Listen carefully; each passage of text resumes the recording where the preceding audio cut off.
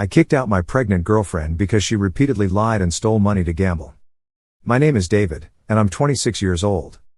Jenna and I first met through mutual friends, and from our initial interactions, it was clear we had a unique connection. She was 22, just starting her career in retail, brimming with an enthusiasm for life that was simply infectious. I worked in IT, had a stable job, and had recently secured a modest but cozy 2-bedroom apartment in the city. It wasn't long before Jenna moved in with me, and we began building a life together in that small space I was proud to call home. From the outset, Jenna was adamant about contributing financially. Despite my reservations, given the newness of our relationship, she insisted on paying her share, eager to establish our partnership on equal footing. This insistence seemed to underline her commitment to our relationship and her desire to be responsible and independent. Jenna brought a vibrancy to my life that was hard to miss. Her laughter was infectious, her spirit indomitable. When we were together, it felt like we could conquer any challenge that came our way. This sense of partnership was bolstered when Jenna, amidst her joyous tears, told me she was pregnant. The news brought a new dimension to our relationship. It was no longer just about us, but about the future we were going to build for our growing family. In light of the pregnancy, we began making more concrete plans. The idea of marriage, which had floated in our conversations as a someday thought, suddenly took on immediate importance. We decided to register our marriage soon, ensuring that everything would be in place when our child arrived. The plan was to have a small, intimate ceremony after the birth, celebrating our new family in the presence of our closest friends and family. These plans filled our home with a new kind of energy. We started organizing the apartment, turning the spare room into a nursery, picking out colors and themes, and discussing baby names in the evenings. Every step we took was a step toward crafting the life we had envisioned together. However, in the midst of this hopeful planning, the reality of Jenna's financial struggles and her inability to break away from her family's demands remained a looming issue. We knew that addressing these problems was critical, not just for the stability of our relationship, but for the well-being of our child. It began subtly, with Jenna often appearing stressed around the end of the month, her demeanor shadowed by the looming pressure of bills and debts. I knew about her financial commitments, but the depth of her struggles became evident only when certain discrepancies came to light under our shared roof. Initially, Jenna had promised to handle her finances more responsibly and to contribute regularly to our shared expenses. However, as time passed, her contributions became sporadic, and her excuses grew in frequency. I started noticing more signs of financial distress, unopened bills piled up on the counter, and increasingly frantic phone conversations that she tried to shield from me. Armed with the truth and a heavy heart, I confronted Jenna that evening. It was one of the most challenging conversations of my life. I asked her about the letters, the gambling, and the clothes. At first, she tried to deny it, but faced with the evidence, she broke down. Jenna revealed how her family had always relied on her financially. Since securing her first job, she had been the pillar her family leaned on for financial support. This expectation, deeply ingrained from a young age, had burgeoned into a relentless cycle of demands and guilt. Every payday, her phone would light up with messages from her mother or sisters, each one a new plea for money. The reasons varied: rent, medical bills, urgent repairs, or just making ends meet. The amount she sent home left little for her own needs, let alone our shared expenses. The gambling, she confessed, began as a desperate measure to meet both her family's demands and our household expenses. What started as an attempt to quickly double a small sum spiraled out of control, pulling her deeper into the quagmire of addiction. She described how the thrill of a potential win was soon overshadowed by the despair of consecutive losses, each gamble a further step away from financial stability. The discussion about the stolen clothes was particularly painful. Jenna tearfully admitted that she had taken them to give as gifts to her family, who expected presents even when she couldn't afford them. She was trying to maintain a facade of stability and generosity with them, even while drowning financially. This revelation was a turning point in our relationship. The trust that formed the foundation of our life together had been severely damaged. I felt betrayed and hurt, but also deeply concerned for Jenna. She was caught in a destructive cycle, manipulated by her family's demands, and struggling with a gambling issue that was her misguided solution to financial pressure. After confronting Jenna about her gambling and the financial deceit, I realized that the situation couldn't continue as it was. It was a difficult conversation, one that required laying everything on the table: the deceit, the theft, the gambling, all of it. I told Jenna that for us to move forward, there needed to be complete transparency and a commitment to change. The future of our relationship and the well-being of our soon-to-be-expanded family depended on it. Jenna's response was solemn but hopeful. She acknowledged the pain she had caused and expressed her determination to make things right. She agreed to my request to have regular access to her bank statements. It was a practical measure, not one I took any pleasure in demanding, but necessary to rebuild the trust she had broken. She also agreed to set up a strict budget for personal spending and contribute a fixed amount monthly towards household expenses, directly from her paycheck. The revelations of that day changed everything. Trust, the cornerstone of any relationship, had been deeply eroded. The path ahead was uncertain. Could I trust Jenna again? Could our relationship survive the twin shadows of deceit and addiction? These questions haunted me, but amidst the turmoil, a resolve formed within me. I cared deeply for Jenna, and if there was a chance to salvage our future together, I was willing to try. Update. For a while, things seemed to improve. Jenna appeared more open about her finances, showing me her bank statements without hesitation. She made her contributions to the household consistently, and we even started to have open discussions about money, something that had always been a tension point for us. It felt like we were finally making progress, rebuilding the trust and partnership we had once taken for granted. However, this period of improvement was short-lived. The facade of recovery crumbled one evening about 3 months after our initial confrontation. Jenna had been more withdrawn than usual, a sign I had come to recognize as indicative of underlying stress. While she was in the kitchen, her phone lit up with a notification that caught my eye: loan accepted by ex-lender, click here to accept. My heart sank. When Jenna returned, I confronted her immediately.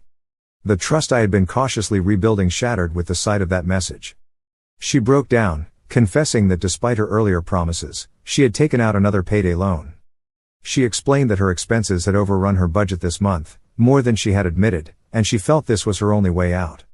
Her justification did little to assuage the sense of betrayal. I reminded her of our agreement: no more loans, no more secrets. Yet here we were again, facing the same issue of hidden debts and financial irresponsibility. It was a painful realization that despite her promises, Jenna hadn't fully committed to changing her behavior or addressing the underlying issues that led to her financial recklessness. I asked to see her bank statements, something she had agreed to share openly. This time, however, she refused, claiming that I was being controlling and that she needed to handle her finances independently to truly learn from her mistakes. This refusal was a red flag, indicating that not only was Jenna backsliding, but she was also not ready to fully confront her issues as we had planned. The confrontation that night did not resolve anything. Jenna's reluctance to show her bank statements and her decision to take out another loan without discussing it with me first showed that our earlier resolutions were superficial. The underlying issues, her handling of financial pressure, her dependency on quick fixes like loans, and her inability to resist impulses to spend, remained unaddressed. The tension in the air was palpable as I confronted Jenna about the latest incident: the missing cash and the money ostensibly used to pay for the sofa that had been sold to her mother. It was a few weeks after Jenna had moved back in a bid to provide stability for our soon-to-arrive baby. However, the peace was short-lived. I had discovered that a substantial amount of cash, money that was a gift and meant for our future needs, particularly with the baby on the way, was missing. Compounding this issue was the fact that Jenna's mother had only partially paid for the sofa, despite agreeing to pay the full amount, and now claimed dissatisfaction with its condition as a pretext to delay further payments. When I brought up these issues, Jenna's initial reaction was defensive. She vehemently denied any wrongdoing, claiming ignorance about the missing cash. But the evidence was too concrete, the circumstances too coincidental. The trust I had tried to rebuild was crumbling rapidly under the weight of continual deceit. Her defensiveness quickly turned to accusations. Jenna claimed that my focus on finances and tracking every penny was controlling, that it overshadowed her emotional and physical needs, especially during her pregnancy. She argued that my insistence on transparency and accountability was a form of surveillance, not partnership. The cycle of deceit had not been broken, and the realization was a bitter pill to swallow. The trust that is so crucial in any relationship was once again in jeopardy, and with a baby on the way, the stakes were higher than ever. This was not just about us anymore, it was about the future and stability of our family. The pain of her betrayal was compounded by the fear of how her actions could affect our child. The conversation escalated, emotions running high. I was torn between the hurt from her betrayals and the empathy I felt for her as the mother of my child. It was a moral and emotional quagmire, pulling at the very fibers of my being. How could I balance these feelings with the clear pattern of dishonesty and manipulation that had emerged? Update 2. The problems reached a peak last week when I decided it was time for a serious conversation with Jenna.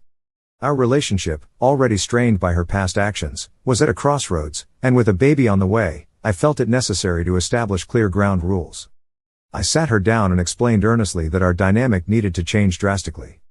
We're a family, I told her, emphasizing that the birth of our child meant we needed a solid foundation, free from secrets and financial instability. I made it clear that openness about finances was non-negotiable, insisting she needed to contribute more consistently to household expenses and cease accumulating debt she couldn't afford, a habit that had caused much stress and discord in our relationship. Jenna seemed receptive and agreed to my terms. She promised to be more transparent with her finances, including showing me her bank statements regularly, and committed to cutting down on her spending. For a moment, it felt like we were making progress, perhaps we were finally turning a corner toward a healthier partnership. She moved back in, and I believed that we were starting to mend our relationship. However, this hope was short-lived. Just last night, while Jenna was in the kitchen, a notification popped up on her phone. It was a message from a lender, confirming a loan that had just been approved. My heart sank. It was as if all the promises she had just made were nothing but air. Confronting her immediately, I asked her about the loan. Tears welled up in her eyes as she admitted she had no money left for the month and had resorted to taking out a payday loan. Her confession was a blow to any trust that had been rebuilt. I reminded her sternly that we had agreed on no more loans, that she should have come to me first. Jenna's response was one of despair. She said she couldn't afford her share of the bills again. Despite her full-time job, her income was erratic, often reduced to sick pay due to frequent absences, which didn't cover much. Frustrated, I asked to see her bank statements for proof of her financial status and to understand where her money was going. She refused and accused me of being controlling, arguing that I didn't need to see her finances since she had already told me about them. This refusal was the final straw for me. I suspected that not only was she possibly still gambling, but she might also be funneling money to her family again. In a moment of desperation to highlight the severity of our situation, I posed a hypothetical scenario to her. What would you do if our baby was starving and there was no food in the house? Her answer was dismissive and chilling, "You'll have to pay." This response confirmed my worst fears about her priorities. I then asked to check her Facebook Messenger to see if her family was still requesting money, but discovered that she had deleted all her messages with the family members who usually borrowed money from her. She claimed she deleted them to keep things tidy, yet all other messages were intact. At that point, I knew our relationship was beyond repair. Jenna labeled me a controlling freak, and we haven't spoken since. Reflecting on our relationship, I suspect that her issues are deeply rooted in her upbringing, issues that she is either unwilling or unable to confront and change. I know a lot of people question whether she's pregnant. How stupid I was to get her pregnant, I agree, and if it's mine. I've been to every scan so I know she's pregnant. As for if it's mine, I've never suspected cheating, but she's a serial liar, so I will be forcing a DNA test through the courts. I posted on a couple of different subs to make sure I wasn't getting biased opinions. The above story is 100% true, but my focus is now getting as far away as possible from her for my own sake. Despite the personal feelings and the breakdown of our relationship, I remain committed to being involved in my child's life. I've attended every prenatal scan and am confident about Jenna's pregnancy. However, given the deceit surrounding other aspects of her life, I'm planning to request a DNA test to eliminate any doubts about paternity. This isn't about trust, it's about ensuring that every step forward is based on transparency and truth. Update 3. A couple of weeks ago, I made the decision to let Jenna back into the house after learning she was bouncing around, staying on sofas at family members' and friends' homes. She was about 8 months pregnant at the time, and my concern was mainly for the well-being of our unborn child. In hindsight, I see this as a mistake, one that I deeply regret for reasons I'm about to share. We had recently moved to a new house, and during the times I was out, Jenna took charge of most of the unpacking. Hidden in a living room cabinet drawer was a significant sum of cash, approximately £400 to £500, a Christmas gift from my parents. During this period, I also decided to sell some old furniture, including a sofa that Jenna persistently asked me to sell to her mother. Despite my reservations, I agreed, influenced by Jenna's repeated requests. She explained that her mother wanted to borrow money to pay for the sofa and would settle the payment a couple of weeks later. I didn't think much of it at the time and accepted the arrangement. When her mother came to collect the sofa, she handed me £100 in cash as an initial payment, promising the remainder the following week. However, when the time came, not only did she fail to pay, but she also complained that the sofa had collapsed and demanded that I inspect it. I refused, stating the sofa was in good condition when she took it, and if she was unsatisfied, I would take it back and sell it to someone else. This led to a heated exchange where she barred me from her house. My girlfriend sided with her mother, accusing me of being controlling and unnecessarily involving herself in a family dispute. Later, when I realized the cash was missing from the drawer, I searched the entire house to no avail. Everything else was unpacked, even trivial items like a blown light bulb. When I confronted Jenna about the missing money, she defensively claimed it was somewhere, echoing the vague excuses she had given before. It struck me then, the cash gift was composed of £10 notes, the same denomination as the partial payment for the sofa. I suspected that Jenna had stolen the money to facilitate her mother's partial payment to me, effectively making me pay myself, minus the stolen amount. When confronted, Jenna coldly admitted she might have taken it but dismissed the importance of my feelings or our relationship, stating she didn't care about me anymore. This revelation coincided suspiciously with her recent attempt to take out a new loan, likely around the same time she took the cash. Her actions and her threats to tarnish my reputation to others as retaliation further underscored her manipulative behavior. Despite the absence of concrete proof beyond her reaction, her demeanor provided all the confirmation I needed of her guilt. Moving forward, I've decided to arrange a DNA test once our child is born to ensure clarity on paternity. This step is crucial, not out of distrust of her fidelity, but to establish a factual basis for any future decisions regarding our child's upbringing. Final update. When my son was born last week, it was a pivotal moment that I hoped would herald a fresh start for us as a family. I had arranged for a DNA test, driven by the complex weave of trust issues that had plagued our relationship. When the results confirmed that he was indeed my biological son, a profound sense of relief washed over me. Witnessing the birth of my child and seeing Jenna endure the pain of labor filled me with compassion and reignited feelings of tenderness towards her. In those moments, surrounded by the stark walls of the hospital delivery room, I found myself wanting to believe that we could still salvage our relationship. I thought, perhaps naively, that the birth of our son could be a new beginning, a reason for Jenna to change her destructive habits. Moved by these emotions, I decided to give Jenna another chance, telling myself that love could still overcome the hurdles we faced. After all, aside from the financial deceptions, our love for each other had been genuine and deep. In a bid to support her during her recovery and to help with the expenses that come with a newborn, I handed her a substantial sum of money to cover the hospital bills and to buy essentials for our son. My family, too, rallied around us, offering their support both emotionally and financially. They visited the hospital, bearing gifts and donations to ensure Jenna and our newborn had everything they needed. However, within a week of our son's birth, it became painfully clear that Jenna's old habits were deeply ingrained. Despite the new life we had just welcomed into the world, Jenna slipped back into her old ways.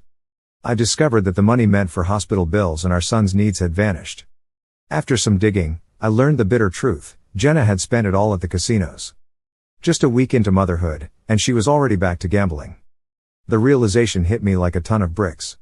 It wasn't just about the money, it was about the trust, the safety of our child, and the responsibilities that come with being parents.